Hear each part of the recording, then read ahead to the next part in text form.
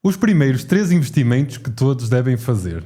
No meu último vídeo mostrei-te como sair do zero financeiro e muita gente chegou nos comentários a perguntar: Pedro, já tenho os meus 3 meses de fundo de emergência, já não tenho qualquer tipo de dívidas, mas agora não sei o que fazer com o dinheiro que sobra. Por isso, hoje vou responder-te exatamente a isso. Vou dizer-te quais são os 3 primeiros investimentos que deves fazer, por a ordem correta, antes de pensares em qualquer tipo de outro investimento.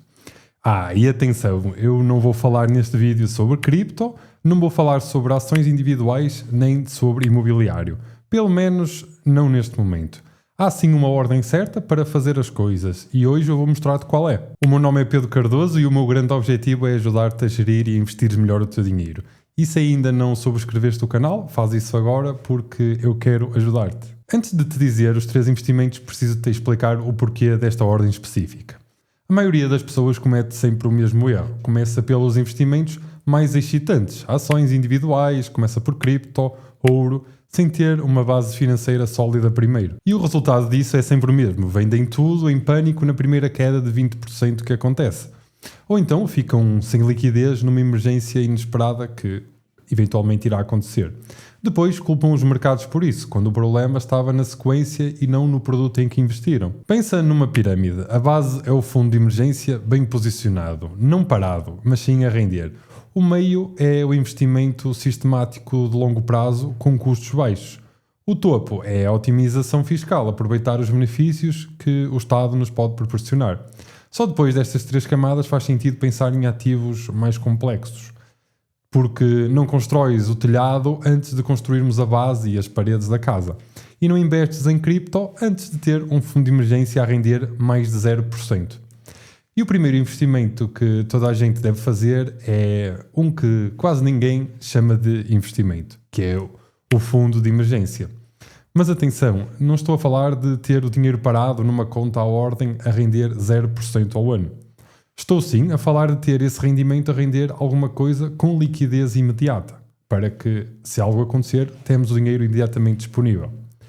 E nós, com a inflação entre 2% e 3% em média ao ano, ter 10.000 euros na conta à ordem significa perder 200 a 300 euros de poder de compra todos os anos. E é dinheiro que estás a perder sem fazer nada. Então, quanto é que deves ter no teu fundo de emergência? A regra base é bem simples. Normalmente é de 3 a 6 meses das tuas despesas fixas mensais. Se gastas 1.500 euros por mês, o teu fundo deve ser entre 4.500 e 9.000 euros. Se tens um emprego estável, 3 meses chega. Se és um freelancer ou tens a criar uma empresa, vai para os 6 meses. E este dinheiro não é para investir, é um seguro. A função não é crescer, é estar disponível imediatamente quando tu precisas dele. E onde é que deves colocar este dinheiro em Portugal, agora em 2026?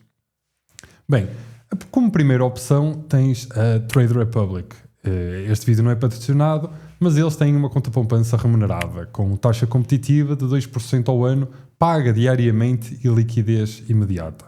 Ela é regulada pela BaFin na Alemanha e é coberta pelo Fundo de Garantia de Depósitos até 100.000 euros. Tem uma interface simples, é em português e para isso podem usar o link que está na descrição para fazerem o vosso registro.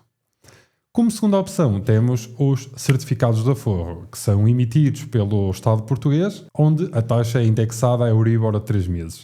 Após 3 meses podes levantar sem penalização, ideal para quem quer segurança absoluta e não precisa do dinheiro de um dia para o outro. E como terceira opção tens os depósitos a prazo com liquidez. Alguns bancos, como o Active Bank ou o Banco CTT, têm tido condições interessantes neste tipo de depósitos. Atenção sempre é a taxa líquida, depois de descontados os 28% de retenção na fonte. E agora, aonde é que não deves de qualquer forma colocar o teu fundo de emergência?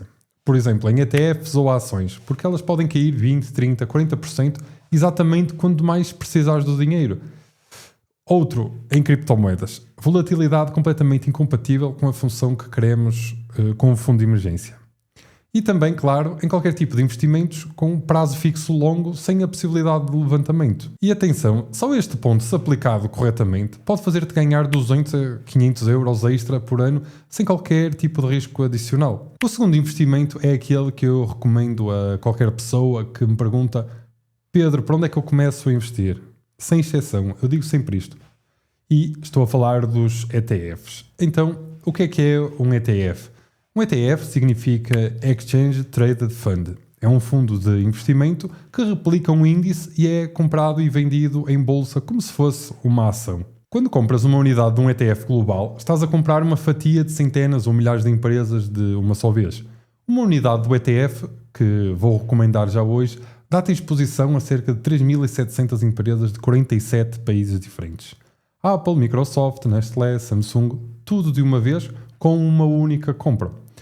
Porquê ETFs e não ações individuais para começarmos a nossa jornada como investidores? Pensa assim, se comprares só a Apple e a Apple cair 50%, a tua carteira vai cair 50%. Com um ETF global, o impacto seria mínimo, porque estás diversificado por milhares de empresas, como eu já te disse. E há outro motivo. Analisar empresas individualmente exige horas de pesquisa e um conhecimento muito avançado.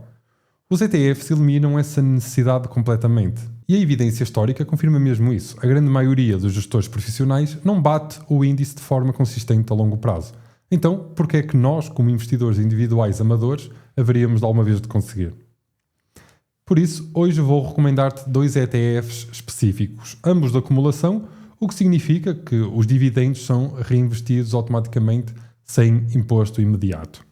Isto é importante para investidores portugueses, como vou explicar já a seguir. O primeiro ETF é o SPDR S&P 500 UCITS ETF, com o ticker SPY-L. Este ETF é gerido pela State Street Global Advisors, uma das maiores gestoras do mundo. Ele replica o S&P 500, o índice das 500 maiores empresas cotadas nos Estados Unidos. A sua taxa de gestão anual, o chamado TER, é de apenas 0,03%. Para perceberes o que isto significa na prática, por cada 10.000 euros investidos, pagas apenas 3 euros por ano em custos de gestão. 3 euros. É literalmente nada, e isto nada tem a ver com comissões que as corretoras possam fazer. É apenas a gestão do ETF. Este ETF inclui empresas como Apple, Microsoft, Nvidia, Amazon, Alphabet, Meta, a Berkshire Hathaway. É a aposta basicamente na economia americana, que historicamente tem sido uma das melhores apostas nos últimos 100 anos. Mas há um risco aqui a ter em conta. É um ETF 100% focado nos Estados Unidos. E dentro do S&P 500, as chamadas Magnificent Seven, que são a Apple, Amazon, Nvidia, Alphabet, Meta e Tesla, representam cerca de 30% do índice. E se os Estados Unidos atravessarem uma crise prolongada por causa da guerra, este ETF vai sentir muito mais do que um ETF global, embora um ETF global também tenha muita exposição americana. O segundo ETF é o Vanguard FTSE All World UCITS ETF, com o ticker VGVF. Gerido pela Vanguard, uma das gestoras mais respeitadas do mundo, conhecida precisamente pela filosofia de baixo custo, ele replica o índice FTSE All World, que inclui cerca de 3.700 empresas de 47 países diferentes, tanto mercados desenvolvidos como mercados emergentes. A taxa de gestão anual é de 0,12%, ligeiramente mais caro que o SPY, mas continua a ser extremamente competitivo. Por cada 10.000 euros, pagas 12 euros por ano de comissões de gestão. A composição geográfica é aproximadamente de 65% Estados Unidos, 15% Europa, 10% Japão e 10% mercados emergentes como a China, Índia e o Brasil. Então, aqui, qual dos 2 ETFs deves escolher? Aqui, deixo ao teu critério, porque o dinheiro é teu, mas tens o SPY como aposta concentrada nos Estados Unidos, com um custo mínimo histórico de retornos elevados. Depois o VGF, diversificação global, custo ligeiramente mais alto, mas resistente a crises especificamente vocacionadas para os Estados Unidos. E como é que eu posso comprar estes ETFs? Em qualquer tipo de corretora, como a XTB, a Trade Republic, Interactive Brokers ou até mesmo a de giro. Agora há um ponto que quase ninguém explica bem, a fiscalidade nos ETFs em Portugal. Quando vendes um ETF com lucro, esse lucro é tributado a 28% sobre a taxa liberatória. Os dividendos de ETFs de distribuição também estão sujeitos à retenção na fonte de 28%. E é por isso que tanto o SPY como o VGVF são de acumulação. Os dividendos basicamente são reinvestidos automaticamente sem gerar um evento fiscal imediato. Para um investidor português de longo prazo, isto é muito mais eficiente do ponto de vista fiscal. E agora, a estratégia que deves utilizar, que é o DCA, o Dollar Cost Averaging. O DCA significa investir um valor fixo todos os meses, independentemente do estado a que esteja o mercado. Por exemplo, 200 euros todos os meses, no mesmo dia, sempre. Subiu ou desceu, não interessa. Mantemos a nossa rotina e a nossa maneira de investir. Quando o mercado cai, o teu dinheiro compra mais unidades e quando ele sobe, as tuas unidades valem mais. E ao longo do tempo, esta abordagem elimina a necessidade de adivinharmos o mercado e bate sempre o timing para a grande maioria dos investidores. E agora vamos ao investimento número 3. O terceiro investimento é o mais subvalorizado pelos jovens portugueses e é também aquele com o retorno mais garantido e imediato de todos os que vou mencionar hoje. Estou a falar do PPR, o Plano Poupança Reforma. A grande vantagem do PPR não é um rendimento de fundo em si, é a dedução no IRS. Tu podes recuperar uma percentagem do valor que investes diretamente do teu imposto. É literalmente dinheiro que o Estado te devolve por investires para a tua reforma. E os limites de dedução dependem da tua idade. Se tens menos de 35 anos, tens dedução de 20% sobre o valor investido, até um máximo de 400 euros de dedução. O investimento máximo elegível é de 2.000 euros por ano. Se tens entre 35 e 50 anos, dedução de 20% até um máximo de 350 euros. Investimento máximo elegível de 1.750 euros. Se tens mais de 50 anos, dedução de 20% até um máximo de 300 euros, onde o investimento máximo elegível são 1.500 euros. Como exemplo prático, para alguém com menos de 35 anos, investes 2.000 euros num PPR em 2026, no teu IRS deduzes 400 euros à tua coleta. Se pagares 1.200 euros de IRS, passas a pagar apenas 800. Isso é um retorno garantido de 20% sobre os primeiros 2.000 euros, antes de qualquer rendimento do fundo. E se repararmos, não existe outro investimento que te garanta 20% de retorno imediato sem risco de mercado. E a maioria dos jovens portugueses está basicamente a deixar até 400 euros por ano em cima da mesa sem saber. E hoje isso acaba como vocês estão a ver. E existem dois tipos principais de PPR. PPR de seguros, oferecidos por companhias de seguros, capital geralmente garantido, rendimento mais baixo e previsível. Ideal para perfil conservador ou para quem está próximo da sua reforma. Depois temos também os PPRs de fundos. Funciona como um fundo de investimento com o benefício fiscal do PPR. Sem garantias de capital aqui, vale a pena ressalvar, mas com um potencial de rendimento muito superior, claro. Especialmente com alocação elevada em ações. Ideal para quem tem um horizonte temporal longo de 10 ou mais anos. E o que é que deves procurar num bom PPR de fundos? Principalmente taxa de gestão baixa. Abaixo de 1% já é razoável. Abaixo de 0,5% será excelente. Alocação elevada a ações, se tens menos de 40 anos, entre 70% e 100%. Historial de rentabilidade consistente, facilidade também de transferência entre PPRs sem qualquer tipo de penalização, é algo que se valoriza muito. E quando é que podes levantar o dinheiro sem perder o teu benefício fiscal?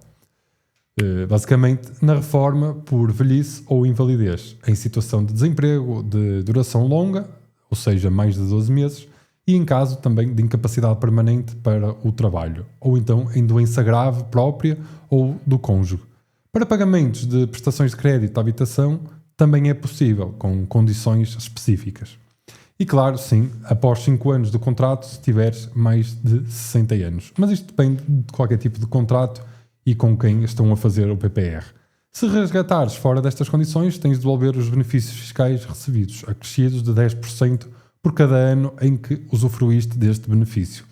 Por isso, o PPR é um compromisso de longo prazo. Não coloques dinheiro que possas precisar daqui a um mês. A estratégia combinada que recomendo é simples. Primeiro, investes no PPR até ao limite elegível para a dedução máxima no teu IRS. Em segundo, o dinheiro que sobra vai para um ETF, para o SPY ou o VGBF. Vocês é que têm que fazer a vossa pesquisa. Não é PPR ou ETF, é PPR e ETF. São algo complementar, não são concorrentes. Então, recapitulando, investimento número 1, fundo de emergência otimizado, tira o dinheiro da conta à ordem e coloca-o a render. Trade Republic, certificados de aforro ou depósitos a prazo com liquidez, sem risco, com retorno imediato. Depois, investimento número 2, ETF global com DCA mensal. SPY, com TER de 0,03%, se queres custos mínimos e exposição americana. VGVF com TER de 0,12%, se queres uma diversificação global. O importante é investirmos todos os meses, devagarinho, pouco a pouco, dia a dia, sem falhar. Isso, consistência é melhor do que casualidade. E por fim, investimento número 3, o PPR, para maximizar o teu benefício fiscal do Estado, até 400 euros de desconto no IRS por ano. É dinheiro grátis, por isso não vale a pena recusar. Esta sequência, feita de forma consistente durante 20 ou 30 anos, vai transformar certamente a tua vida financeira. Não precisas de ser especial, não precisas de ter muito dinheiro. Precisas sim de começar hoje, com tempo, com calma, devagarinho, passo a passo, todos os meses. Espero que vocês tenham gostado do vídeo. Se ainda não viste o meu guia para sair do zero financeiro em Portugal, deixa aqui o link em cima. Esse é realmente o passo zero, é o que importa fazer agora em primeiro lugar. No próximo vídeo vou mostrar-te quando faz sentido ir além desses 3 investimentos. E aqui estou a falar de ações individuais, imobiliário, cripto, e como não cometer erros típicos de quem quer avançar demasiado rápido. Por isso, subscreve o canal, ativa o sininho e partilha este vídeo com alguém que precisa de ouvir isto. Tenham um resto de bom dia e até ao próximo vídeo.